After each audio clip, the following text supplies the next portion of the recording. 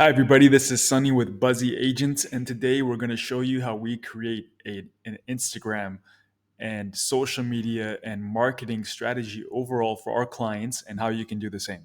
At the end of this video, I'll let you know how you can get a copy of this template, which is what we use to create our strategies for our clients. So that could be very beneficial and helpful. And I'll give you some tips along the way so that you can go ahead and get started and do all of this yourself if you wish. So first off, we have here our friend John Doe from Miami, a very successful agent that you may have heard of before. Okay, so let's jump into it. All right. So firstly, we have to know what the goals are. When we work with our clients, we have an onboarding form or meeting where we discuss or learn about what our clients want to do. In many cases, that's growing their following. It would be attracting new leads and business and referrals, becoming consistent, mastering content creation, generating top of mind awareness locally in their community, and increasing their engagement, so on and so forth. Uh, this thing here applies for a lot of social media platforms, but we generally focus and begin with Instagram and kind of branch out from there. So as you can see here, this is the Instagram profile optimization, which we can use to, as I said, build out the other profiles, other social media profiles as well, and just the overall branding, because Instagram is so good for branding, especially for agents. So here we have John's profile photo. What you want to do is you want to have a good photo of yourself. I would recommend not going with the professional headshot, which can come off a little like not genuine and not real and down to earth and whatnot. So if you do have a good quality, and it could be from the phone, but a good quality photo that is kind of bright enough, or you might have to brighten it. Oftentimes the photos of our faces could be a little dark if we don't have a lot of lighting on it. Sunlight is the best for this, really, if you don't have photography lights. But yeah, you want to have a good photo that is professional but not too like businessy. It's okay to wear a suit if you're a gentleman, or any type of dress or suit, or other attire for females and whatnot. But you don't want to go too casual, I would say. But at the same time, you don't have to. You can go with a t-shirt or a polo shirt or blouse or something like that. It's kind of, to be honest, it just depends on the photo. So I won't dwell on that too much. But the photo is your first impression, so it is quite important. Don't go for blurry photos. Don't go for photos where people can't see you. Ideally, as we can see here, John's face and it's very much a headshot. That's the best type of um, ratio to go for. So with the bio, you want to make this as clear as possible to illustrate what you do and try to differentiate yourself as well if you can. So here we have luxury residential real estate expert. You can obviously word that in so many different ways, or some of you might be commercial real estate professionals. Um, some of you maybe are not in the luxury market, or maybe you focus on condos, or you focus on holiday homes, whatever that may be. You want to illustrate that here, and then you can add your brokerage. So we have at XYZ brokerage here. That could help add some credibility and branding for neighborhood A and B. So whatever neighborhoods and communities, or area you farm, as they say, or you specialize in or want to specialize in, try to add that in here. If you specialize in 30 different neighborhoods, 20 neighborhoods, like some of you do, obviously, you could shorten that into from, neighborhood A to neighborhood Z, or however you want to word it. But try to make it very clear. And the more you niche and focus, the better, right? That's just a general recommendation in business in general. So next we have hobbies. If you can fit your hobbies there, you can add those to kind of make yourself seem unique, build your brand. Not seem unique, you are all unique. Showcase what is unique about you. You might be into yoga, you might be extremely passionate about your family, and you can add that there. You might have pets that you love and you want to add there, or just you love animals, cooking. There's so many different things we can add here. You can also use emojis, and if you can't fit your hobbies but you want to add them in here, then you can also use emojis to sometimes to illustrate. Like if you're a soccer fan, then obviously you can use the soccer ball. Um, You can throw in emojis here in different places as well. Like you can use the red location pin for the neighborhoods and so on and so forth. So next we have here the achievement. If you have any achievements, awards, specific accolades you want to include, top 1% in the company or anything like that, you can go ahead and put that there. If not, no problem. And there are a few other things you could add in the bio, but to keep it simple, I just we've shared these different points, and you can go with this structure, and then you can play with it and update it in the future. So don't worry about it. You especially might find what you like in other people's profiles that you try to add here. But there is a character limit, a character count limit here. So keep that in mind. There's a little counter on the side in the Instagram app that you can use to make sure you're staying in the limit, within the limit. Next, if you can fit it, you include a call to action like visit my website link below, or whatever it might be. Send me a message, however you prefer people to get in touch or proceed from your profile. Then your highlights. So you want to use nice high quality images. Ideally, when you can, use images that are really your own and not stock or curated from elsewhere. But sometimes you can mix your own content and curated listings. Try to include your own listing photos there. Community one, community two. So maybe you might be focused on Manhattan and Brooklyn, for example. So you could write those there or add those there. Hobby one, hobby two, the images there we have are biking and family as examples. Travel, there's so many things, but you want to stick to around 5 or so, maybe up to 10. But too many highlights, people will just get lost. It doesn't really serve too much of a purpose usually. You could add reviews or testimonials there as well, or better yet, case studies if you can actually illustrate and explain a story of a case study of how you helped one of your or some of your clients. Within those, you want to include or will have to include stories that you posted. That's how it works. In case for those of you that don't know, when you post a story, it goes on your profile for 24 hours, and then you can add those stories at any point in time in the future or right away to these different highlights where they can be seen permanently.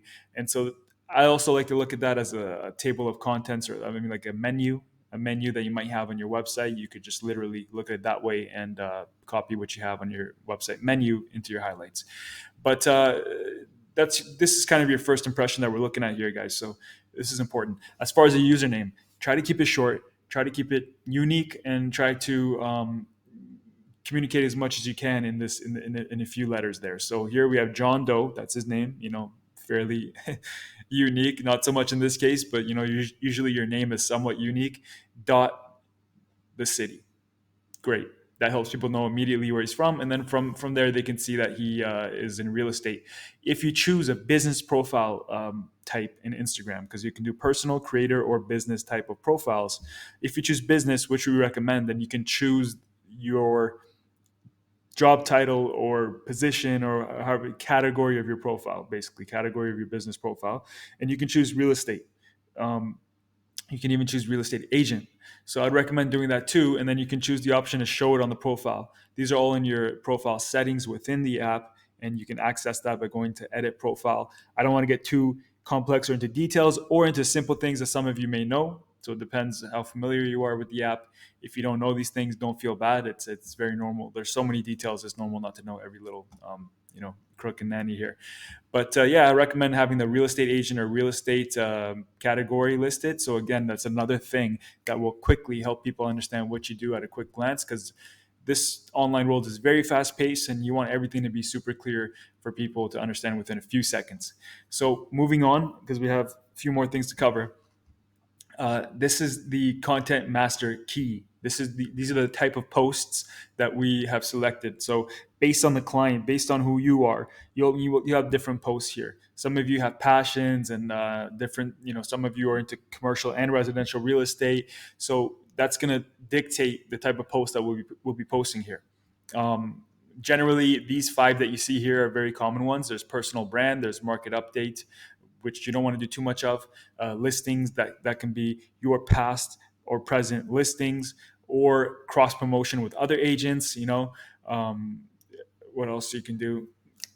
Other listings you admire, and try to get permission for those. That's important to not step on anyone's feet or upset anybody, and to stay within all the rules, regulations, laws.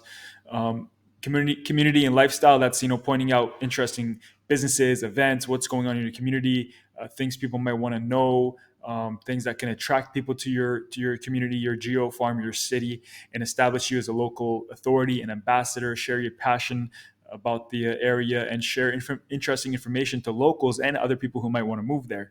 So you got to be very strategic with that. You don't want to share things that everyone knows about and is not very interesting or valuable. You want to share things that could be interesting or people didn't know about, like a concert of a popular band in 1 month that your target audience would be interested about. This is all about your target audience.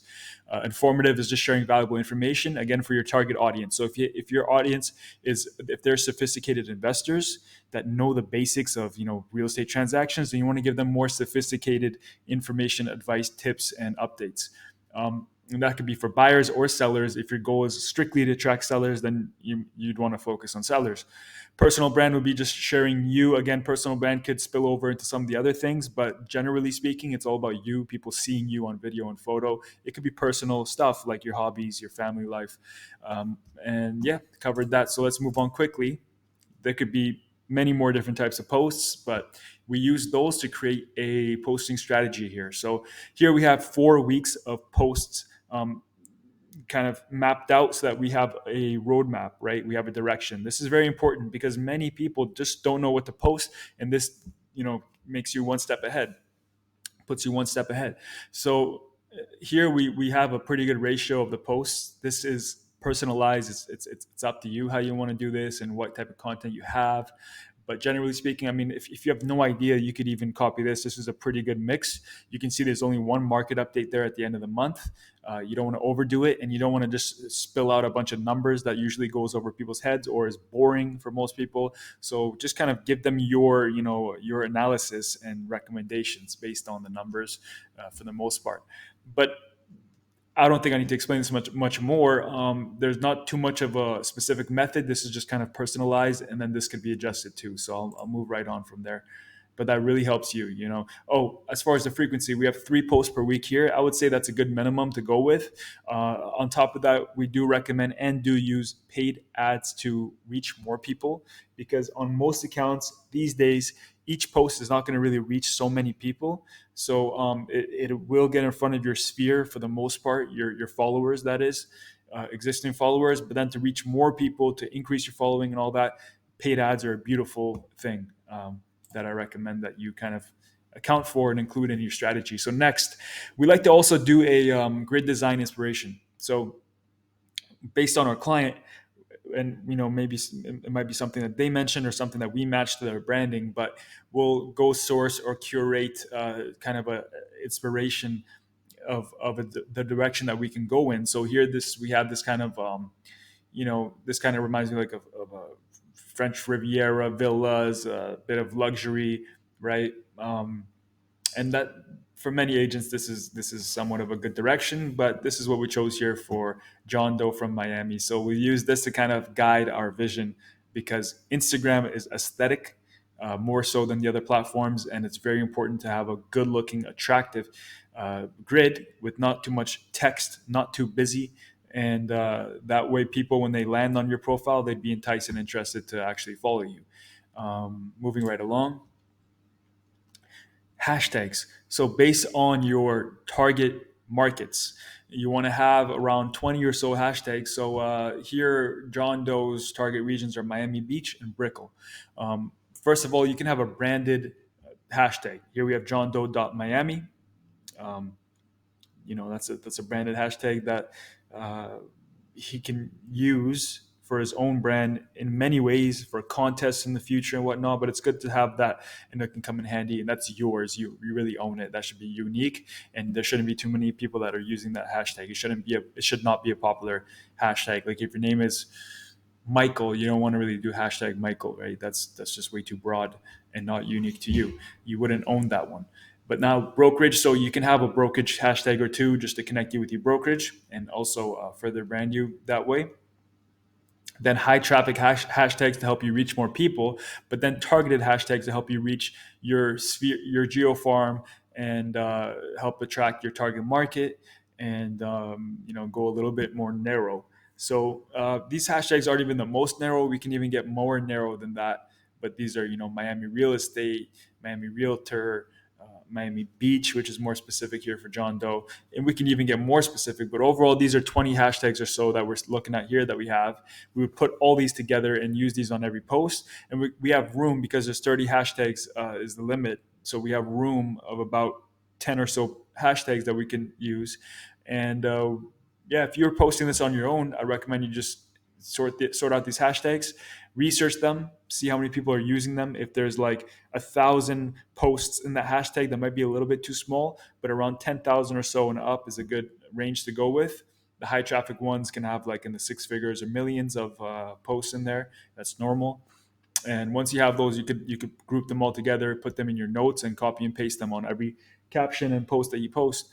Generally speaking, you could use these on all different social media platforms, but platforms could vary, so you want to kind of differentiate a little bit. But it's a good first step to go ahead and use those. Next, we sort out the branding for the brand color and typeface, which helps sort out the branding for our clients. Which we recommend you do it this way too. Nice and efficient. You don't need a full brand package necessarily. It's great to have one if you can. Some companies charge thousands of dollars for those, and so to keep things nice and simple and efficient and very effective, we create a color palette for our clients. There are a lot of websites and resources online and AI tools and whatnot that you can use to find a color palette if you just want something quick and ready to go. Otherwise, you can get more in depth with it or work with a professional. And then as far as typeface, this is again based on our client, their personality. So you have to kind of personalize this stuff. But um, generally speaking, two fonts are good enough, and fonts can be purchased, or you could even use generic popular ones, but it's great to use unique ones. So here's a couple that we chose here. And then next we create a couple of templates or designs or a few templates. So we recommend you have these as well ready. And a great tool that we love to use that's very easy and many agents like to use is Canva. It's very affordable. It's very easy to learn and use, and user friendly. So you can have your templates in Canva if you don't want anything too complicated, and if you're doing this yourself. But here are two concepts that we can use. These are based on the color palettes that we have, the type fonts that we chose as well. So you can use just one of them, as you can see here on the left side, or on the right side we use both of them. It's awesome to mix and match. Often you can mix and match colors and everything, and it looks very nice and professional. But of course, your photos to begin with should be nice, and that's a whole different story that I'll leave for another day. Now, here's the beauty. Once you have, sorry, my mouth is a little dry here, a lot of meetings today. So once you have the Instagram strategy and you're looking at it from an Instagram perspective, usually that could spill out and translate into other social media platforms for the most part, and then also into your newsletter and your blog, right? So because the content that you're creating for your posts, you can kind of stretch the captions out, elaborate further, and do some editing to make that turn that into a blog. And it's a slightly maybe more complicated than I'm saying right now, but it's not that, it doesn't have to be that complex. Furthermore, for your newsletter as well, right? So what you can do is you can choose, let's say, two, three, four, even one of those posts that you're doing that month, and turn that into a blog, so that now you have blog content on your website, which helps the website get found, helps you provide value on your website, so on and so forth. And for your clients, it provides more value in more places. But on top of that, you can also choose two, three, four, five, six of those posts, content topics that you chose and wrote out for your posts. You can use those to formulate a newsletter, and you can even just create a template, right? Depending on what tool you're using, these could be easily provided already, or you can design it from scratch, or someone can do it for you. But then you can have a template and you can have a strategy. So here for John Doe, we've created a strategy that takes the four of the types of posts that he has, right? Market update, personal brand, listing, community. And personal brand is good there because it gives it personalizes things and gives a personal touch and connection, and builds a connection with his audience. But you can take specific posts You can take just one from that month, one community post, one of those listing posts, one of those personal brand posts, something that maybe John Doe did that he shared with his audience, and that one market update, or if you're going to do more than one market update in a month, one of those, or like a wrap up of the whole month or so, and you can include that in your newsletter. So having all this strategy, these strategies planned out like this, mapped out, really will help you get on the right track, get clear, and then be able to do the work that you do need to do. At the end of the day, you do need to do work if you're posting, if you're going to have good content, if you're creating good content. But our clients, at the very least, and not even in all cases, but what they focus on, and to make a very strong, powerful, and successful social media and online strategy is to create content. How does that look? We provide video scripts. They can record raw footage, with our guidance, with tools that we recommend, and with very minimal time. It could even be once a month for just even half an hour, literally, or less, really. And we provide the scripts, and then our clients, and they're personalized, they're not cookie cutter scripts, and our clients record those videos, then we edit those videos, and then we'll post. So if you work with a company like ours, all of this stuff is sorted for you. And if you want to be very successful, you would just create some content, let's just say 20 minutes at the minimum, uh, for a month, right? And then otherwise, if you're going to handle and do all of this stuff, then I would say it probably is like a daily thing, pretty much a daily thing. uh, but it's very doable, and I think we all know the power of online marketing in general, and social media. So I hope that this helps some of you, or all of you, uh, you know do something about your online presence. Many of you already are, and you're crushing it. Keep it up. Hopefully this helps you take it to another level.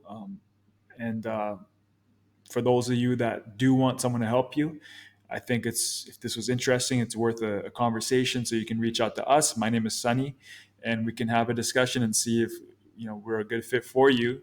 And if not, we can see what direction you could possibly go in to implement a strong strategy like this.